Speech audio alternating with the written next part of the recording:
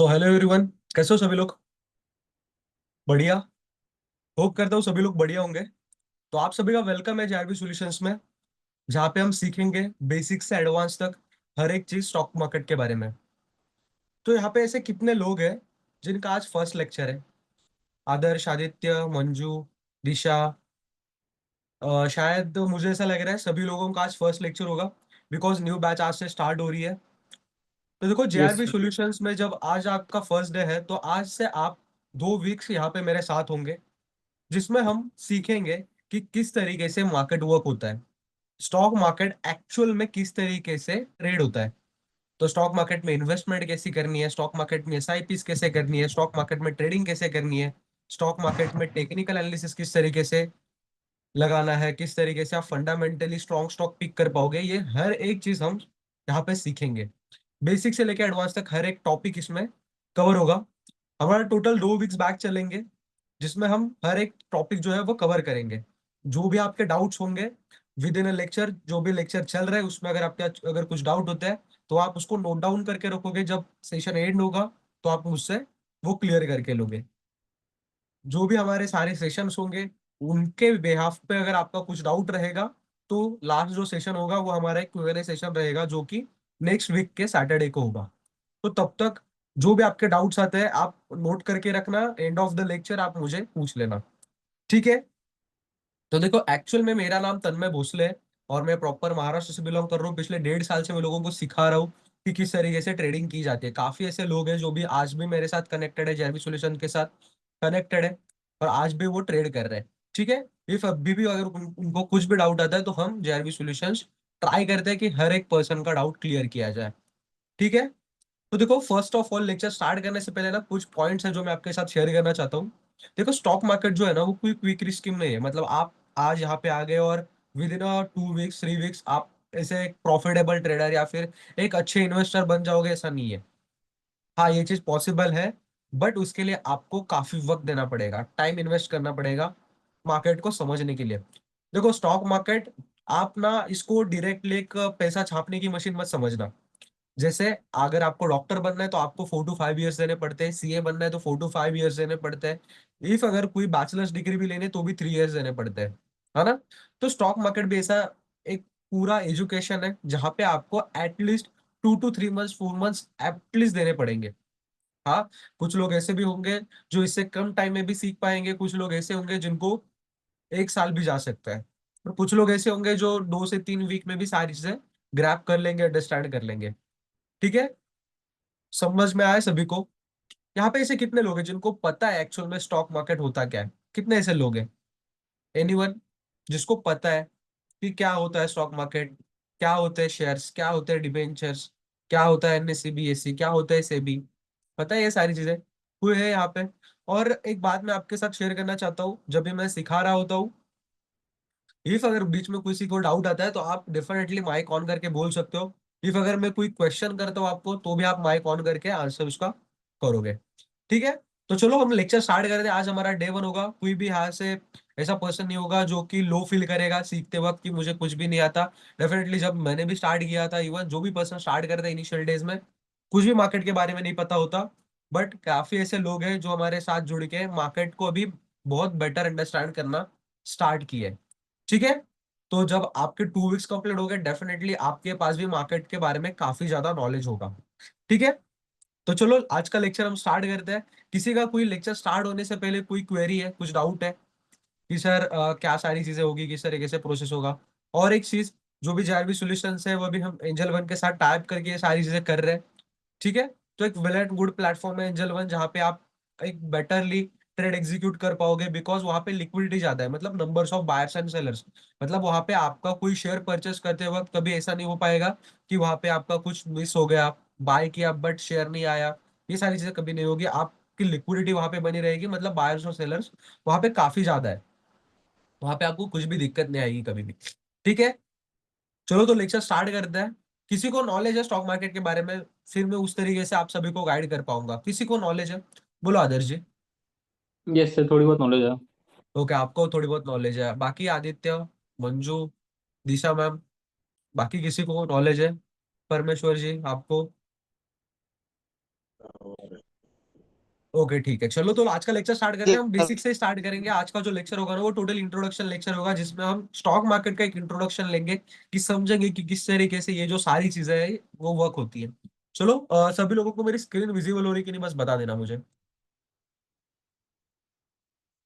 सभी लोगों को स्क्रीन विजिबल है मेरी? एवरीवन, सभी लोग?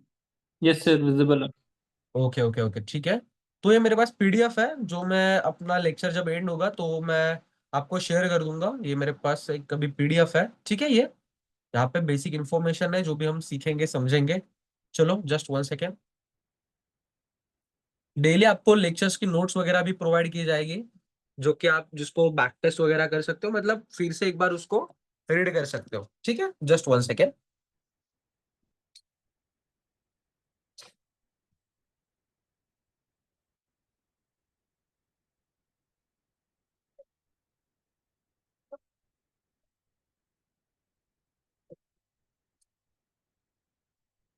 हेलो, सभी लोगों को वॉइस आ रही है मेरी क्लियर? एवरीवन, सभी लोग यस सर। माइक ऑन करके बोल सकते हो, ठीक है ठीक है। चलो चलो, हम स्टार्ट करते हैं। Just 1 second.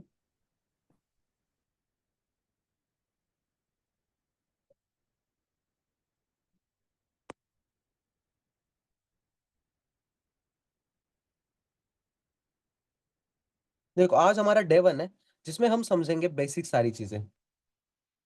तो देखो एक्चुअल में शेयर और स्टॉक, इसका मीनिंग क्या है? शेयर और स्टॉक, इसका मीनिंग क्या है?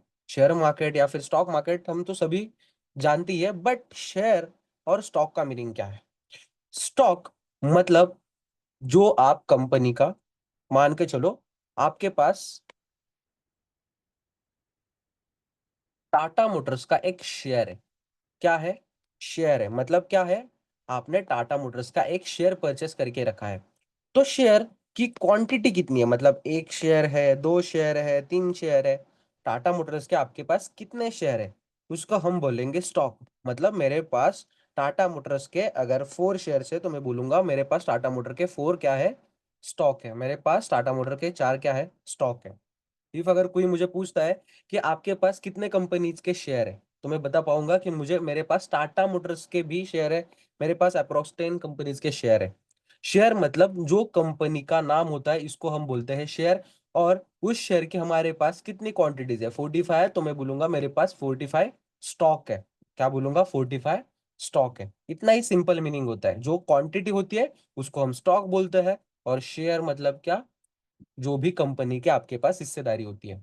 तो एक्चुअल में शेयर मार्केट और स्टॉक मार्केट होता क्या है? तो इसको हम एक सिंपल एक एग्जांपल की तरह समझते हैं। यहाँ पे ना ए पर्सन है, यहाँ पे ए पर्सन है, इसकी ना खुद की कंपनी है। XYZ कुछ भी कंपनी हो सकती है, कुछ भी ये मैन्युफैक्चर कर रहा होगा, या फिर कुछ भी इसका फूड इंडस्ट्री का बिजनेस हो सकता है। XYZ उसकी कोई भी कंपनी है। अभी ए पर्सन को इस कंपनी को ग्रो करना है। क्या करना है? इस कंपनी को ग्रो करना है। तो किसी भी कंपनी को ना ग्रो करने के लिए सबसे इंपॉर्टेंट होता है कैपिटल। विदाउट कैपिटल कोई भी कंपनी हो सकती है? एवरीवन, पॉसिबल है? नहीं। सेकेंड सोर्स क्या होता है किसी भी कंपनी को ग्रो करने के लिए? सेकेंड क्या चीज चाहिए? एक तो बिजनेस अच्छा होना चाहिए, ठीक है। विदाउट बिजनेस कोई भी कंपनी ग्रो कर पाएगी? एवरीवन, नहीं। तो एक तो लगेगा कैपिटल, सेकंड लगेगा बिजनेस। देखो अभी एक पर्सन को खुद की कंपनी ग्रो करनी है, मतलब वो तो प्रॉफिटेबल होगा ही, बिजनेस तो उसका अच्छा खासा होगा। अदरवाइज वो सोचेगा क्या मुझे मेरी कंपनी और इंक्रीज करनी है, बढ़ानी है? नहीं सोचेगा। तो उसके लिए उसको सेकंड लगता है कैपिटल। विदाउट कैपिटल कोई भी कंपनी ग्रो नहीं हो पाएगी। तो ए पर्सन के पास कैपिटल बनाने के लिए सोर्स क्या क्या है? फर्स्ट सोर्स है उसके फ्रेंड, सेकंड सोर्स है फैमिली, उसके बाद है बैंक। ये सारे क्या है? सोर्स है ए पर्सन के पास। बट कोई भी फ्रेंड, फैमिली और बैंक ए पर्सन को पैसा दे पाएगी क्या?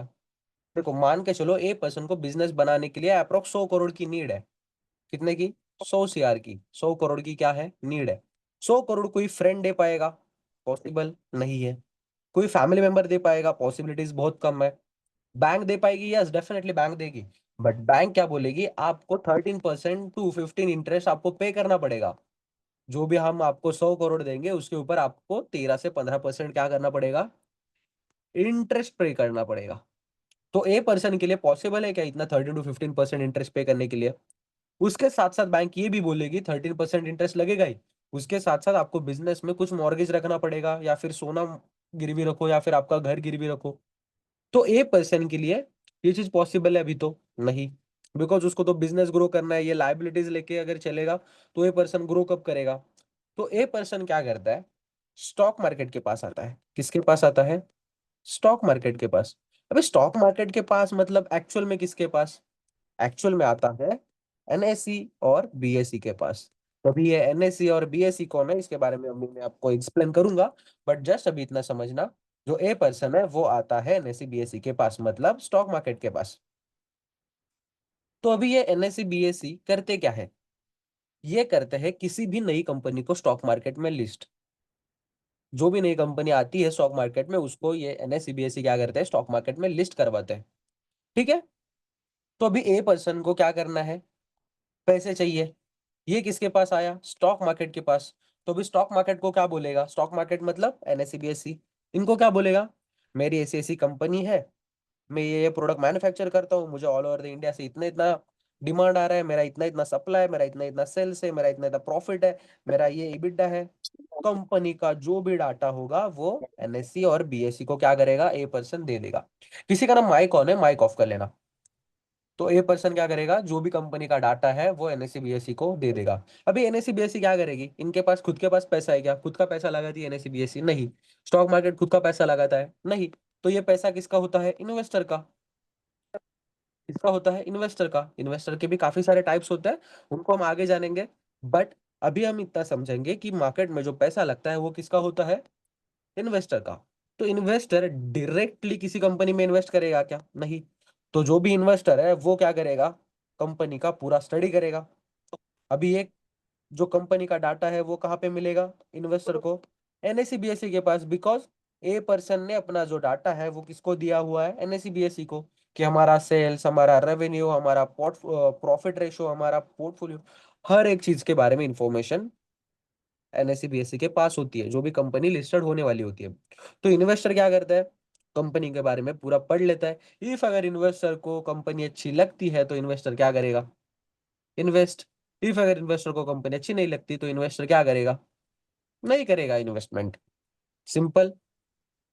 तो अभी ए पर्सन को कितना कैपिटल चाहिए था, अप्रोक्स 100 करोड़। तो 100 करोड़ कोई एक इन्वेस्टर देगा क्या, नहीं।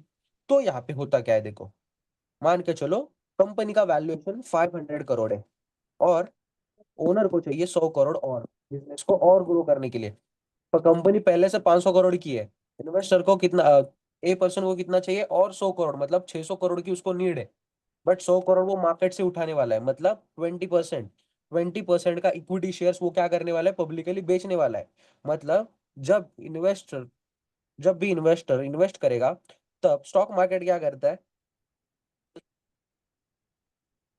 जो ए पर्सन अपने कंपनी की हिस्सेदारी बेचना चाहता है उसका छोटा छोटा टुकड़ों में उसके क्या किए जाते हैं, टुकड़े किए जाते हैं। छोटे छोटे हिस्सों में उसको क्या किया जाता है, डिवाइड किया जाता है। किसको, जो इन्वेस्टर को 100 करोड़ की नीड है उसको। क्योंकि एक पर्सन को देना पॉसिबल नहीं है तो 100 करोड़ के ना 1 करोड़ टुकड़े किए जाते हैं। कितने, 1 करोड़, उससे ज्यादा होते हैं, कभी कभी कम होता है। अब भी हम एग्जाम्पल ले रहे हैं तो एग्जाम्पल तरह समझना, कि 100 करोड़ की अगर नीड है तो 100 करोड़ के मान के चलो 1 करोड़ टुकड़े किए। कितने, 1 करोड़। तो एक टुकड़े की वैल्यू क्या बनी, ये जो एक पीस है इसकी वैल्यू क्या बनी, 100 रुपए। तो अभी किसी भी इन्वेस्टर को एक टुकड़ा परचेस करने में कोई दिक्कत जाएगी क्या, बिकॉज सिर्फ 100 रुपए का है। किसी को दिक्कत जाएगी नहीं। इफ अगर इस जिसके पास 10,000 होंगे वो 100 शेयर परचेस करेगा, जिसके पास 1,000 है वो 10 शेयर परचेस करेगा, जिसके पास 1 लाख है वो 1,000 शेयर परचेस करेगा। मतलब हर कोई अपने अपने हिसाब से शेयर परचेस कर सकता है यहाँ पे। क्लियर हुआ? तो ये जो एक टुकड़ा होता है इसी को हम बोलते हैं वन शेयर। क्या बोलते हैं, वन शेयर। क्या बोलते हैं, वन शेयर। और ये जो है 50 अगर शेयर का अगर कुछ रहेगा तो इसको बोलते हैं हम क्वांटिटी। जो भी जितने भी मान के चलो 50 शेयर परचेस किए तो हम इसको क्या बोलेंगे, 50 क्वांटिटी में हमने शेयर बाय किए। क्लियर हुआ? क्लियर हुआ? इस तरीके से अभी जो भी पर्सन इस स्टॉक्स को परचेस करेगा उनका पैसा किसके पास जाएगा? सीधा एनएससीबीएसई के पास, और एनएससीबीएसई ये जो सारा पैसा है वो किसको दे देगी? ए पर्सन को, बिकॉज मेन पैसे की नीड किसको थी? ए पर्सन को। चलो इसको भी ठीक से समझते हैं। यहाँ पे ए कंपनी है जिसको ग्रो करने के लिए क्या चाहिए था? कैपिटल। इसके लिए ये किसके पास आया? एनएससी और बीएससी के पास। एनएससी बीएससी ने क्या किया? इससे इसी की कंपनी की पूरी इंफॉर्मेशन ली। इस इंफॉर्मेशन को किसको दिया? इन्वेस्टर को। इन्वेस्टर को दिया। इन्वेस्टर ने क्या किया? इस ये जो इंफॉर्मेशन है इसका क्या किया? स्टडी किया। जब इन्वेस्टर को ऐसा लगा कि ये कंपनी प्रॉफिटेबल हो सकती है इन फ्यूचर, तो इन्वेस्टर क्या करेगा? इस कंपनी में इन्वेस्ट। अदरवाइज करेगा क्या? नहीं करेगा। इतना ही सिंपल है। ये एक सिंपल प्रोसेस है जो कि स्टॉक मार्केट में होता है। इसको हम बोलते हैं प्राइमरी मार्केट। ये जो सारा चीज होती है वो होती है प्राइमरी मार्केट में। किसमें होती है? प्राइमरी मार्केट में। क्लियर? सभी लोगों को क्लियर हुआ? Yes sir. ओके, ठीक है। सभी लोगों को समझा? तो अभी ना हमने यहाँ पे कुछ कॉन्सेप्ट देखे, जैसे इन्वेस्टर देखा, यहाँ पे एक कंपनी देखी, उसके बाद एनएससी बीएससी देखा। तो ये तीन चार चीजें हमने देखी। तो यहाँ पे ना काफी ज्यादा ऐसे पहले चांसेस होते थे कि कोई इन्वेस्टर या फिर कोई कंपनी किसी इन्वेस्टर के साथ फ्रॉड करे, या फिर कंपनी एनएससी बीएससी को रॉन्ग इन्फॉर्मेशन दे। कोई एनएससी बीएससी कभी कभी ऐसा हो जाता था कि इन्वेस्टर से पैसे लेके उनको शेयर ही नहीं देते थे। तो ऐसे सी चीज है, किसी के साथ ना हो पाए, कोई भी किसी के साथ फ्रॉड ना कर पाए, इसलिए गवर्नमेंट ऑफ इंडिया ने शुरुआत की सेबी। किसकी? सेबी की। सेबी मतलब क्या? Securities and exchange board of India. SEBI मतलब क्या? Securities and exchange board of India. तो एक्चुअल में इसमें होता क्या है? देखो यहाँ पे मैंने एक शायद आप सभी के लिए एक नोट्स भी बनाया हुआ है, जिसमें आपको यहाँ पे काफी चीजें यहाँ पे पता चलेगी। ये देखो, गवर्नमेंट ऑफ इंडिया ने क्या बनाया, यहाँ पे देखो।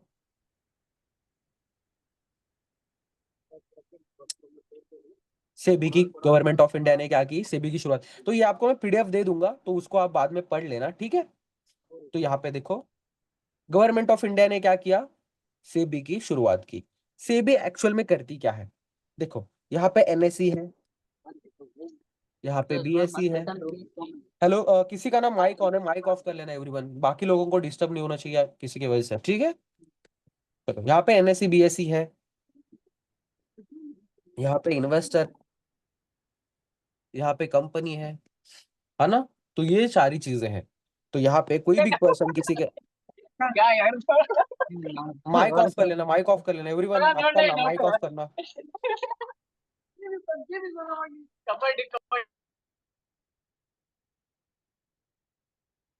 कोई भी यहाँ से ना माइक ऑन नहीं करेगा जब मैं सिखा रहा होता हूँ, ठीक है?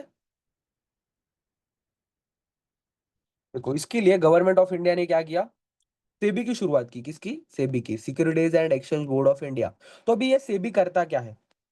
तो ये सेबी रूल्स बनाता है। किसके लिए? एनएससी बीएससी के लिए, इन्वेस्टर्स के लिए और कंपनी के लिए, और इवन खुद के लिए भी। सेबी क्या करता है? रूल्स बनाता है हर एक पर्सन के लिए। एक सेबी जो है वो एक ऑथराइज बॉडी है जो कि रूल्स बनाते हैं कि कोई भी पर्सन किसी के साथ फ्रॉड ना कर पाए, कोई भी पर्सन किसी के साथ भी फ्रॉड ना कर पाए। इसलिए गवर्नमेंट ऑफ इंडिया ने सेबी की शुरुआत की, और सेबी क्या करते हैं? रूल्स बनाते हैं, ठीक है? एनएससी बीएससी को, इन्वेस्टर को, कंपनी को और खुद सेबी को सारे रूल जो है वो फॉलो करने होते हैं। इस रूल्स के बाहर कोई भी नहीं जा सकता। जो रूल्स होते हैं उसके बाहर कोई भी नहीं जा सकता, ठीक है? तो चलो यहाँ पे हम समझते हैं एनएससी बीएससी एक्चुअल में है कौन और ये करते क्या है। देखो, एनएससी और बीएससी, इसके नाम में ही देखो क्या है? National Stock Exchange, Bombay Stock Exchange. क्या है इसका नाम? Stock exchange. इसका नाम क्या है? Stock exchange. जैसे National Stock Exchange, Bombay Stock Exchange, इसके नाम में ही देखो क्या है? Stock exchange. इसका मीनिंग क्या है? कि स्टॉक्स को एक्सचेंज करना। स्टॉक को क्या करना, एक्सचेंज करना। तो देखो एनएससी बीएससी का फर्स्ट काम होता है किसी भी नई कंपनी को स्टॉक मार्केट में लिस्ट करवाना। फर्स्ट काम क्या होता है इनका, किसी भी नई कंपनी को फर्स्टली स्टॉक मार्केट में लिस्ट करवाना। जब वो कंपनी स्टॉक मार्केट में लिस्ट हो जाएगी तो उसको ट्रेडिंग के लिए प्लेटफॉर्म प्रोवाइड करना। ट्रेडिंग के लिए क्या करना, प्लेटफॉर्म प्रोवाइड करना। फर्स्ट काम क्या है, कंपनी को लिस्ट करवाना। सेकंड काम क्या है, ट्रेडिंग के लिए प्लेटफॉर्म प्रोवाइड करना। अभी जब भी नई कंपनी स्टॉक मार्केट में आती है तो उसके लिए एक प्रोसेस था जो हमने देखा कि कंपनी ने क्या किया, पहले एनएससी बीएससी को अपना डाटा दिया, एनएससी बीएससी ने वो डाटा इन्वेस्टर को दिया, इन्वेस्टर ने इन्वेस्ट किया, इन्वेस्टर का पैसा एनएससी बीएससी के पास आया, एनएससी बीएससी ने पैसा जो है वो ए कंपनी को दे दिया। ये जो सारा प्रोसेस है इसको हम बोलते हैं प्राइमरी मार्केट, और उसी को हम बोलते हैं आईपीओ। आईपीओ मतलब इनिशियल पब्लिक ऑफरिंग। आईपीओ मतलब क्या, इनिशियल पब्लिक ऑफरिंग। जब भी कोई नई कंपनी स्टॉक मार्केट में आती है ना, तो उस प्रोसेस को हम बोलते हैं इनिशियल पब्लिक ऑफरिंग। मतलब जब फर्स्ट टाइम कोई भी कंपनी अपने शेयर को पब्लिकली बेचती है, मान के चलो मेरी कंपनी है, मुझे बिजनेस को ग्रो करना है या फिर कोई भी रीजन हो सकता है जिसकी वजह से मुझे कैपिटल चाहिए, मुझे पैसे की नीड है, तो उसके वजह से मैं जो मेरी कंपनी की ओनरशिप है जो कि 100% की है, उसको मैं क्या करता हूँ 20% बेच देता हूँ, 30% बेच देता हूँ, 40% बेच देता हूँ। मान के चलो मेरी कंपनी की वैल्यूएशन 1000 करोड़ है, 1000 करोड़ मेरी अगर कंपनी की वैल्यूएशन है, तो मैं क्या करूंगा, अगर मुझे मान के चलो अगर 200 करोड़ की नीड है, तो मैं 20% इक्विटी शेयर्स बेच दूंगा मार्केट में। बिकॉज ऑफ क्यों, बिकॉज मुझे कैपिटल की नीड है। अगर 200 करोड़ मुझे चाहिए तो मुझे कौन देगा, क्या नहीं देगा। बट अगर मैं मेरे कंपनी की अगर ओनरशिप बेच दूंगा, मेरे कंपनी के शेयर्स अगर बेच दूंगा, तो डेफिनेटली कोई ना कोई ऐसे पर्सन होंगे जो कि मेरी कंपनी के शेयर्स परचेस करने के लिए रेडी होंगे, जो कि मुझे 200 करोड़ दे देंगे। ठीक है, तो मैं मेरे शेयर्स जो भी पर्सन ले रहे 100 का, 200 का, 1000 का, 10,000 का, 1 लाख, 10 लाख, 20 लाख, 1 करोड़ का, जो भी जितने मेरे कंपनी के शेयर्स ले रहा है उसको मैं क्या करूंगा, मेरे कंपनी के शेयर्स दे दूंगा और मेरे पैसे ले लूंगा, और कंपनी में फिर से पैसे लगा के कंपनी को फिर से क्या करूंगा, मैं ग्रो करूंगा। ठीक है, तो उसको हम क्या बोलते हैं, आईपीओ। ठीक है, क्लियर। एक बार कंपनी स्टॉक मार्केट में लिस्ट हो गई, मान के चलो आप सभी ने मेरे कंपनी के शेयर्स परचेस कर लिए, किसमें, आईपीओ में। जब मैंने फर्स्ट टाइम मेरे कंपनी के शेयर्स लिस्ट किए स्टॉक मार्केट में, तब आप सभी ने परचेस किए। बट अभी आपको बेचना भी है। काफी ऐसे लोग होंगे, जब मैंने फर्स्ट टाइम अप्लाई मेरे शेयर को बेचा, तब काफी ऐसे लोग होंगे जिनको मेरे कंपनी के शेयर्स मिले नहीं होंगे, तो उनको भी परचेस करना है। बट आपको मिले तो भी आपको सेल करना है, तो यहाँ पे आपको सेल करना है, काफी लोगों को बाय करना है, तो ये चीज कौन करेगा, तो ये चीज होती है एनएससी और बीएससी में। यहाँ पे क्या होता है, स्टॉक्स को एक्सचेंज किया जाता है। मतलब यहाँ पे बायर्स और सेलर्स आते हैं। कौन आता है, बायर और सेलर। जैसे मान के चलो अगर आपको सब्जी परचेस करनी तो आप कहाँ पे जाओगे, सब्जी मंडी। फोन परचेस करने कहाँ पे जाओगे, फोन की दुकान में। वैसे ही अगर आपको अगर शेयर परचेस करने होते तो आप कहाँ पे आते हो, स्टॉक मार्केट के पास, मतलब स्टॉक एक्सचेंज के पास, एक्चुअल में एनएससी और बीएससी के पास। इफ अगर शेयर्स आपको परचेस करने तो आप किसके पास आओगे, इनके पास, एनएससी और बीएससी। इनके पास क्या मिलेंगे आपको, शेयर्स। जो भी कंपनी के शेयर्स है आपको यहाँ पे मिलेंगे। अभी यहाँ पे देखो दो ही एक्सचेंज है, पूरे करोड़ों लोग है इंडिया में। अभी approx percentage wise 4 to 5 crore ऐसे लोग है। अभी ये आंकड़ा जो है वो 7 CR तक पहुंच गया है। 7 करोड़ ऐसे लोग हैं इंडिया में जो कि अभी मार्केट में इन्वेस्ट कर रहे हैं। अभी ये सारे लोग यहाँ यहीं पे आएंगे एनएससी बीएससी में, तो यहाँ पे लिक्विडिटी देखो कितनी होगी। मतलब नंबर्स ऑफ बायर्स और सेलर्स कितने होंगे, काफी ज्यादा होंगे। काफी ज्यादा नंबर्स ऑफ बायर्स और सेलर होंगे। तो इसमें आपका जो ऑर्डर होता है वो खाली जाने के चांसेस बहुत कम होते हैं। मतलब आपने अगर 500 पे कोई चीज बाय करने के लिए ऑर्डर डाली, तो 500 पे आपकी वो चीज बाय हो जाएगी। ठीक है, because at the same moment काफी ऐसे लोग होते हैं जो कि सेम शेयर को सेल करने के लिए रेडी होते हैं। क्लियर हुआ, क्लियर है। चलो, तो देखो अभी एनएससी बीएससी में, अब एनएससी में अप्रोक्स 6000 प्लस कंपनीज लिस्टेड है। कितनी, 6000 प्लस, और बीएससी में 30,000 प्लस। अभी आप बोलोगे बीएससी में 30,000 कंपनीज है, एनएससी में 6000 कंपनीज है, ऐसा डिफरेंस इतना क्यों। तो देखो बीएससी जो है वो पूरे एशिया का सबसे ओल्डेस्ट स्टॉक एक्सचेंज है। बीएससी क्या है, पूरे एशिया का सबसे ओल्डेस्ट स्टॉक एक्सचेंज। और एनएससी जो है वो एशिया का सबसे बड़ा, इंडिया का सबसे बड़ा स्टॉक एक्सचेंज है। इंडिया का सबसे बड़ा स्टॉक एक्सचेंज है कौन? एनएससी। और बीएसई जो है वो एशिया का सबसे पुराना स्टॉक एक्सचेंज है। अभी सबसे पुराना होने के कारण काफी पुरानी कंपनीज ऐसी है जो कि सिर्फ बीएसई में लिस्टेड है, और काफी ऐसी कंपनीज है जो कि आज बंद भी पड़ चुकी है। और एनएससी में 6000 कंपनीज लिस्टेड है, बिकॉज एनएससी जो है वो काफी न्यू है, 1996 के आसपास एनएससी की शुरुआत जो है वो हुई है। ठीक है, क्लियर? 1992 के आसपास।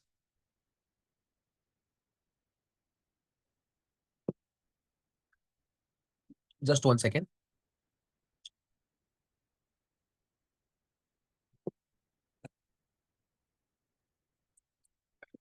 क्लियर सभी को?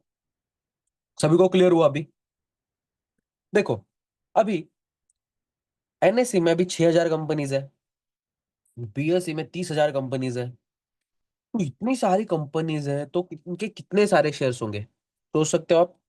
मतलब अगर 6000 कंपनीज है, तो अगर मान के चलो, अगर एक कंपनी के 1 करोड़ भी अगर शेयर्स है ना, अप्रोक्स उससे ज्यादा भी हो सकता है, बट अब सिर्फ हम मानते हैं 1 करोड़ भी अगर किसी कंपनी के शेयर है, तो 6,000 करोड़ शेयर्स, यहाँ पे 30,000 करोड़ शेयर्स। मतलब अगर 1 करोड़, अगर 6,000 करोड़ शेयर्स अगर देखने आपको, तो ये देखो इतने दिखते हैं, इतने शेयर्स, इतने शेयर्स। और बीएसई में अगर देखोगे, अप्रोक्स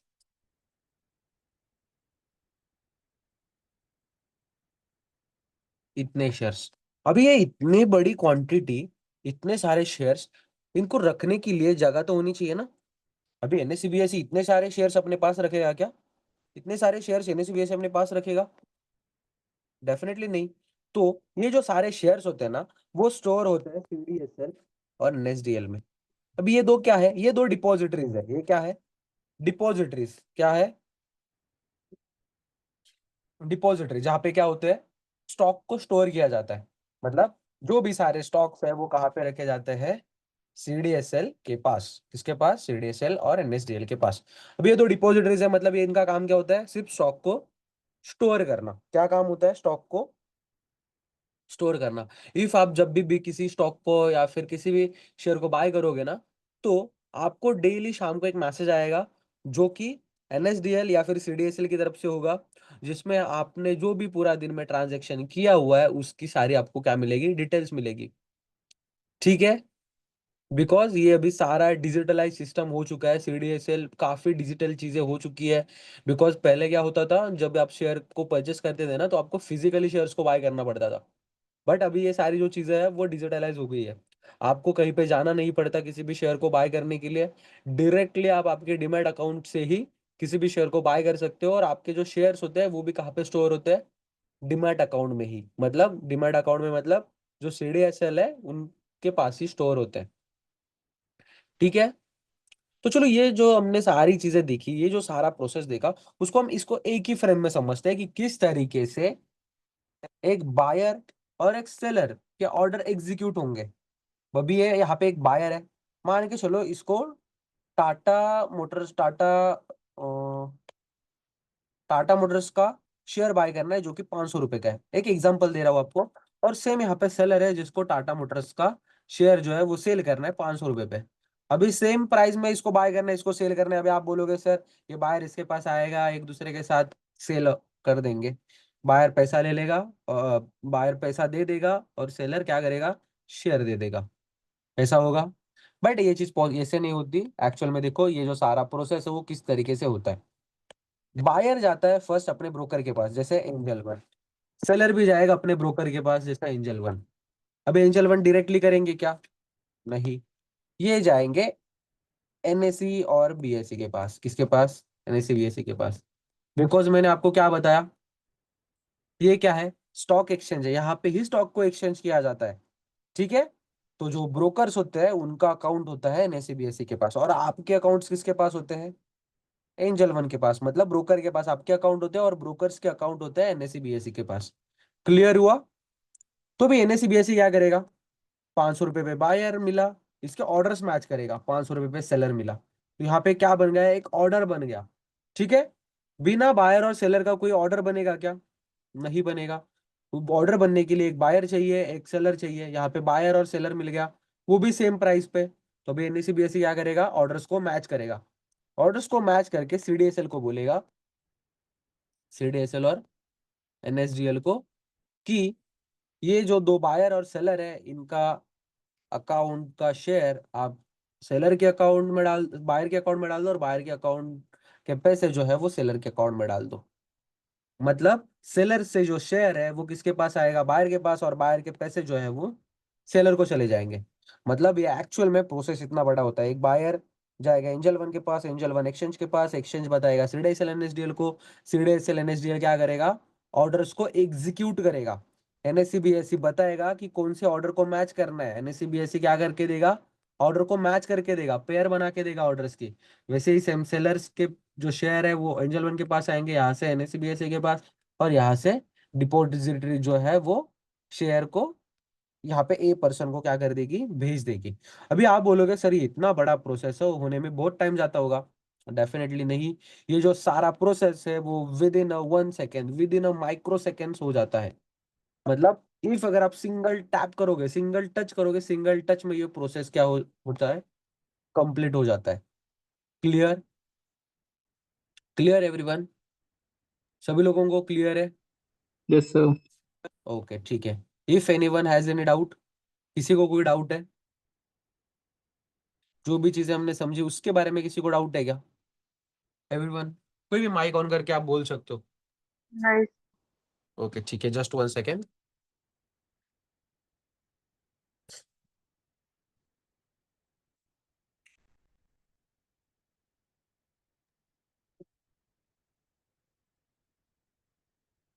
देखो काफी सिंपल चीज है, कुछ भी हार्ड नहीं है एकदम। Just 1 second.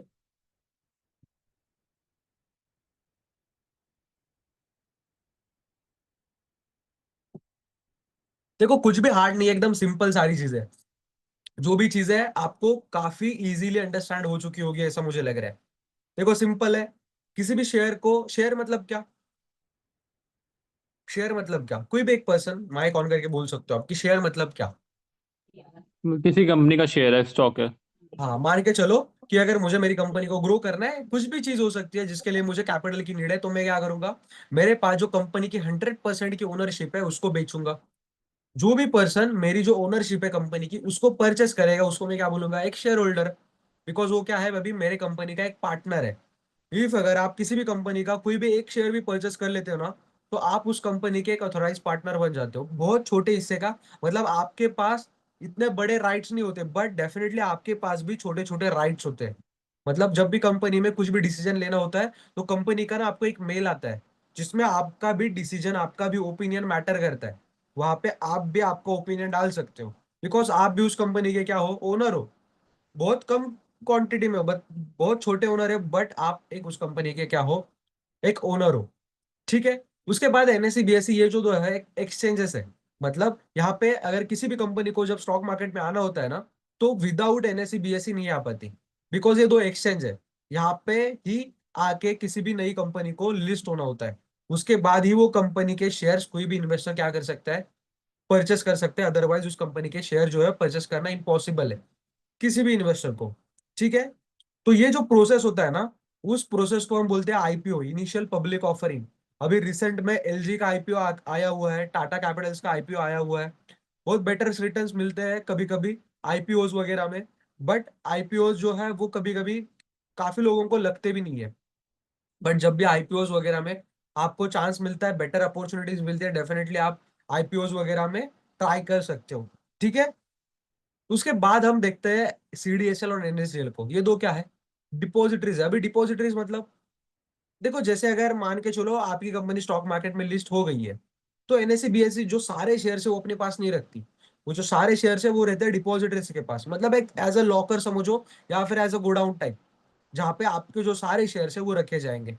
कहाँ पे रखे जाएंगे, सीडीएसएल और एनएसडीएल के पास। मतलब एक डिपॉजिटरीज है जहाँ पे सारे स्टॉक्स को किया जाता है, स्टोर किया जाता है। एवरीवन, सभी लोग क्लियर है, सभी यस लोगों को सर। चीजें अंडरस्टैंड हो गई है कि क्या होता है। Yes sir. Okay just 1 second.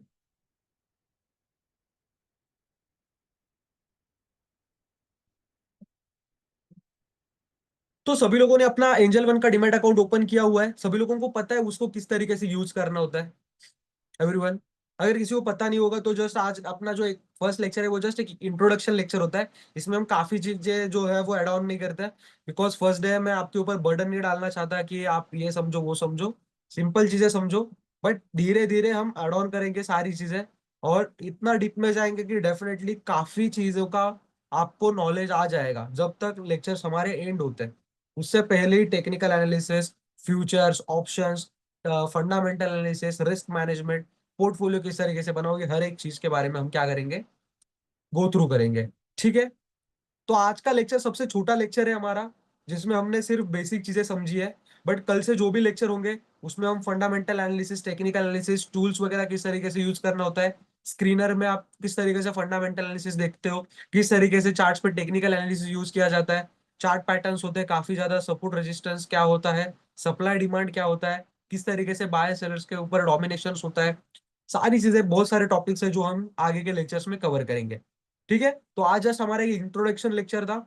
तो कल से सभी लोग ना टाइम पे आ जाएंगे, 7:30 बजे एग्जैक्ट लेक्चर जो है वो स्टार्ट होंगे। ठीक है। 1 मिनट भी कोई लेट नहीं होगा। 7:15 को जो अपना जूम का रूम है वो ओपन होता है, तो 7:15 से 7:13 के बीच में आप क्या करना, लेक्चर जो है वो ज्वाइन कर लेना। ठीक है एवरीवन। किसी को आज का जो लेक्चर हुआ उसमें किसी को डाउट है कोई? बिकॉज आगे जाके अगर जो भी डाउट्स होंगे उसको हम क्लियर करेंगे आपके। ठीक है। आज के लेक्चर में किसी को कोई डाउट है?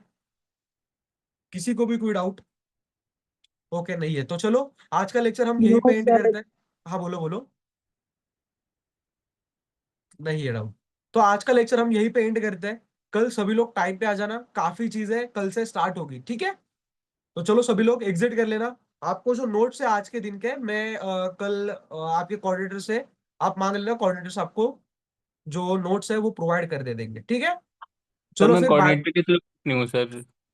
ओके कोऑर्डिनेटर के कोऑर्डिनेटर पास कॉल कर लेना आप एक बार कोऑर्डिनेटर को। आपके नाम क्या था आपके कोऑर्डिनेटर का? सर वो एक्चुअली नवंबर नहीं, मैंने एक्चुअली जस्ट फोन चेंज किया था तो मेरे पास वो नंबर नंबर है नहीं सर, एक्चुअली सारी चैट डिलीट ओके हो गई ओके थी। ओके जस्ट वेट करना। मैं आपको एक नंबर दे देता हूँ, उस नंबर के ऊपर आप मैसेज कर दो। 7021।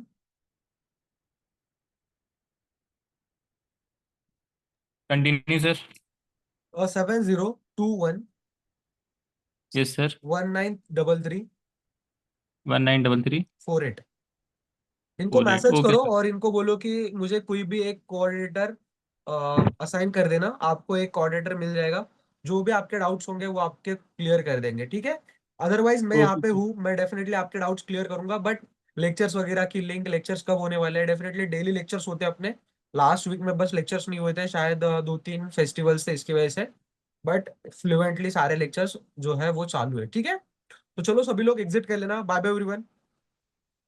Bye bye bye bye. कल टाइम पे आ जाना सभी लोग।